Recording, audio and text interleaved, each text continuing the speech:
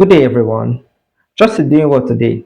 Welcome to this week stock market update. Last week, the market spent most of the time consolidating. ASI consolidated near 250,000 to 252,000 range. That is after breaking through 245,000 the week before. Let me really break down what happened in the market last week. Last week, Monday, May 11th, market opened strongly as ASI went up 2.33% on broad-based buying, meaning green appeared in almost all the sectors. So by Tuesday, profit taking began to occur in banking stocks. GTCO went down 4.45%. Zenith as well went down 4%. Basically, the day was mid-bearish for large cap bank stocks. By Wednesday, ASI went up 254,000 K with 178 billion share volume. That signaled bullish momentum with strong conviction. However, by Friday, MTN, Boa Cement, Unilever led gainers with 10% to 15% move, a bullish signal for the telecom, cement, and consumer goods sector.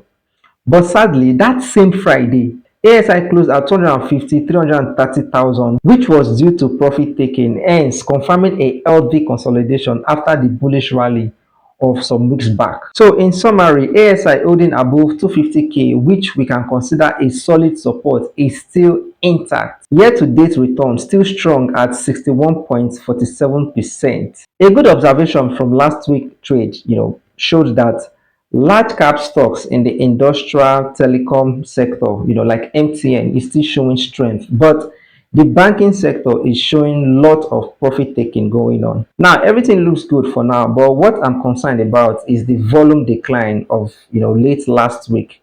That's not a good sign at all. So, for this week, let's just hope volume returns to the market. Now, let's see my stock recommendation for this week. Number one, FCMB. Accumulate FCMB. Number two, Fidelity Bank.